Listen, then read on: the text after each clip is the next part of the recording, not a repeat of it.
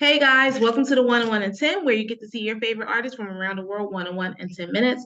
I'm your host, Ayasha Roberson, and I am back with a brand new artist. So these artists have this very rock, hard, but it also has like this techno sound with their music as well. So when I hear their music, it's like, you got that little techno influences. It reminds me almost like some 70s, 80s type of disco type of feeling when I hear their music infused with the rock.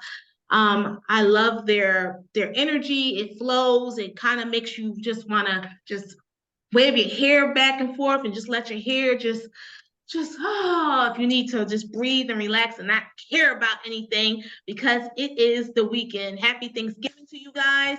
Without further ado, let me help you welcome to the show the Mad Painter, Alex. Thank you so much, Alex, for being on the 101 and 10. Thank Yay! you. It is my pleasure.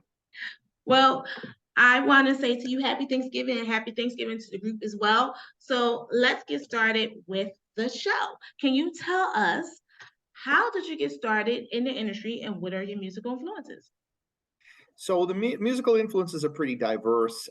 It stems from hard rock, melodic rock of the 1970s, our favorite decade. That's something that I share passion for with all of my bandmates. So we kind of found each other and became like a circle of friends with mutual, influences in common, and that's a good thing. And being a keyboard player by trade, sort of, when in my spare time when I'm not doing my day job, obviously. I've always been a keyboard player and I've always dabbled in singing on the side. And, my favorites have always been Keith Emerson of Emerson, Lake and Palmer, John Lord, Ken Hensley. John Lord is Deep Purple, Ken Hensley is Uriah Heep. They define the sounds of those bands pretty much as far as the loud and, a grinding Hammond organ. And so my other guys, the range of age kind of defines the influences, that window, because they all caught it when they were much younger, as did I. But I'm the baby in the group, if you will. So the recent show that we did with Boston Wave Radio, they want us to talk about what current music we're influenced by, and I said I was the only one that had something to really come up with, which was well, I know this band or that band from Italy or from Spain or from Sweden, which is true. And these guys are half our age, but they sound like time capsules, as do we. Yeah. And so, and then Kenny Highland, you can't shut him up. He's, like a walking history encyclopedia, of rock and roll of 60s and 70s. And he's a veteran of the band of the scene. Obviously, he started in 76. Wow. In an indie punk band called the Gizmos, and then it just rolled from there. And he started talking about Blue Cheer and MC5 and Steppenwolf Mountain, things like that are definitely not Vanilla Fudge, definitely not current, but are kind of evergreen because they've long become part of the canon, if you will, of rock and roll. So that's kind of a long-winded answer. I love it though. It gave you a whole bunch of stuff to kind of just suck it all in of all the musical influences from that era. And Right. that's the era where it really started to evolve into where it is now. So it's like giving us kind of like a history lesson of where it started and where you're at. So I get it. So let's talk a little bit about your challenges and success as an artist. What are some of the challenges you have faced as the group, and what are maybe one or two of your success stories? Well, put it this way. I'll start with the success stories because they're more pleasant to talk about. First album came out digital only with a completely different lineup. That was back in 2018, and it's out on YouTube. You can actually punch it up, Mad Painter full album, and that's really the only one that you're going to come up with at the time, at the present time. But the second album is completely different. We pulled out all the stops, and I consider it a success. We took most of 2021 recording it up in Peabody, Mass, with the only producer in the universe that I will trust with my music. The guy's got hands and brain of gold, if you will. And then most of this year so far, mixing and mastering, and we're nearly in the completion line. So that's a huge success story for us. So the new album is going to be called Splashed, and that's coming out by end of the year, and I'm psyched about that. That's going to be preceded by two singles, and they're both promo videos you can actually find on YouTube. One is called Illusion, and the other one is called Samurai, and they're both going to become singles. They're going on all digital platforms and also physical CD. We're going to press a quantity of CDs. And then another success story is, this band has done the Winter Tangle Fest up in New York, Pennsylvania area twice, and Wow. both have been huge success. The first one was in 2017. The second one was in February of this year, and I'm absolutely psyched at how it went. In fact, I'm not even going to tell you the whole story, but Kenny told me this is as Painter Mania as it gets. It felt like, we were literally rushed by people on stage. So that was fantastic. As far as challenges are concerned, I really, as an Elton John of the group, I really need my Bernie Taupin because lyrics don't come easy. So I try to come up with something, but I'm more of a, melodian than a poet. But we manage.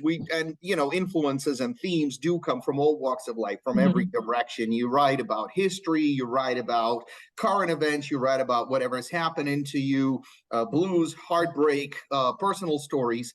It can come from any direction or any source of inspiration. So it's completely unpredictable. And the other challenge is, Kenny and, most of my band, except for me, are also form the core bases of another band called Kenny Highlands Air Force. By the name, you can tell it's our bass player's own band. And they are much more loud, rambunctious, distorted, and it's very hard for me to get him into, when we practice and we play live, it's hard for me to get him to transition to that refined and subtle frame of mind, because it's like the same band and yet it's not, and they've even roped me in as the second keyboard player in their band, so I have to wear multiple hats as well. So that's in a nutshell. I love it. I love your energy. I feel like you just said one of the challenges is for them to kind of conform to the refinements of your band versus their band is more rock and and I can see from your energy you can kind of get into that energy flow of that rock and just really just playing and just going on those keys, just really going into that Elton John type of moment, because Elton John got different versatilities of him when he's playing on his keys. So I can definitely see you taking in that energy of him when you perform with your band. And it's just great to hear about your two new songs, Samurai and Illusion, which are two different, I feel like it's similar but different as well. And I'm looking forward to hearing that new music coming up this holiday season. So guys, you have to check it out and make sure you get that music. So can you tell the audience a little bit about how they can find you? How can they get in contact with you for booking you for upcoming events this holiday season, and how they can connect with you on social media? So very good. First of all, we have a website, but it takes you to Facebook. So the website is www.madpainter.co.uk. It's the UK website. And so it takes you to our Facebook page. That's number one. I believe on Facebook, we are facebook.com/madpainter1. And then you can also punch us up on SoundCloud. Just Google SoundCloud Mad Painter. You'll find them. Or SoundCloud Mad Painter Splashed. You're definitely going to get our second album. It's all out there. You can preview the whole album on SoundCloud. Wow. And additionally, Mad Crazy Painter, again, madcrazypainter@gmail.com. Just hit me with whatever you have. We're really looking to break out of the Beantown because, as Boston, they call it Beantown, right? As varied and diverse as the scene is on the local circuit, after a while, you want to break out of the state and so we're looking to really transcend Massachusetts and go beyond and play all over New England and maybe upstate New York like we've done back in February. That would be exciting. Introduce ourselves to a wider audience. So that's what I'm working with B Squared Management on. Yay, I'm excited to see that happen. And I feel like it's actually going to happen very, very soon. So I'm looking forward to seeing you guys in the show in my area, because I'm in the New York, New Jersey metropolitan area. So I'm looking forward to seeing y'all come down. And one more thing, Alec, I wanted to ask you a quick question before we end the show. How did you come up with the name Mad painter? Well, it was always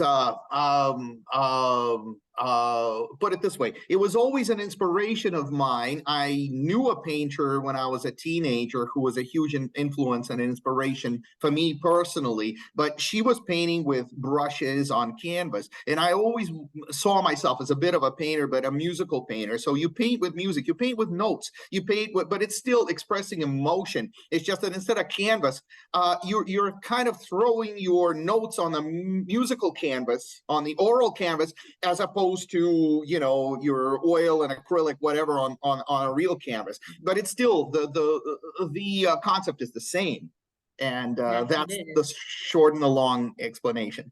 I love it. Mad Painter. The music is the painting of Yes, their soul. It comes out in your music, and I'm so thankful that you're on the show. Thank you so much, Alec, and blessings to you and the band this thank holiday you. season. And thank you guys for watching the 101 and 10. Have a happy Thanksgiving. I look forward to seeing you in the next episode. You never know which artist we're going to have on the show next. Stay tuned, be safe, and now I'm going to say bye.